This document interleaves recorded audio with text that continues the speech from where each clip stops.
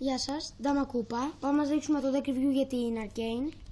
Λοιπόν, από μπροστά είναι έτσι το κουτί της. Και από πίσω το back, όπως είναι αυτό το back είναι και στα φύλλα, είναι έτσι. Είναι ένα πολύ ωραίο back και γενικότερα η τράπουλα είναι πολύ ωραία.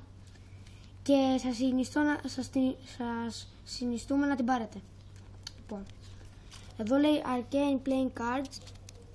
Και εδώ λέει Performance Coating the US Playing Cards Co. Και από κάτω έχει κάτι της Illusions.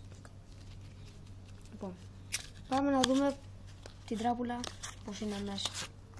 Λοιπόν, ξεκινάμε με τους δύο Joker. Είναι πολύ ωραίο Joker.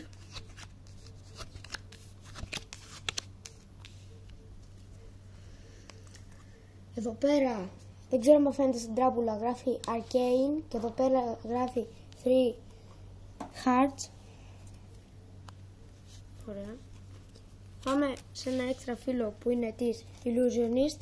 Είναι η παραγωγή, δηλαδή αυτοί κατασκευάσαν την τράπουλα. Και πάμε και σε ένα άλλο φύλλο που είναι Double Back και μας βοηθάει σε μαγικά κόλπα. Λοιπόν, η τράπουλα από πίσω είναι κάπως έτσι. Ωραία. Λοιπόν, και από μπροστά είναι έτσι.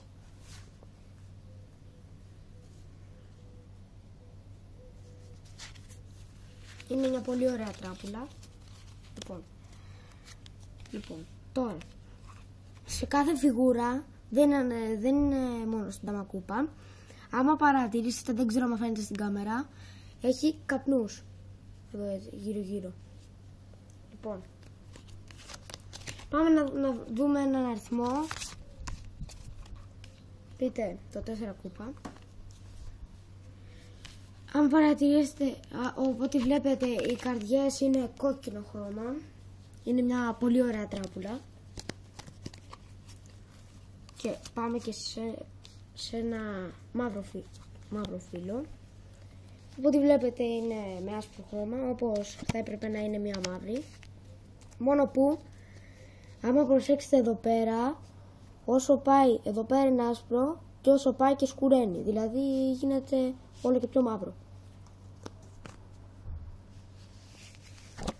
Άμα φαίνεται στην κάμερα. Πάμε σε ένα ξεχωριστό φύλλο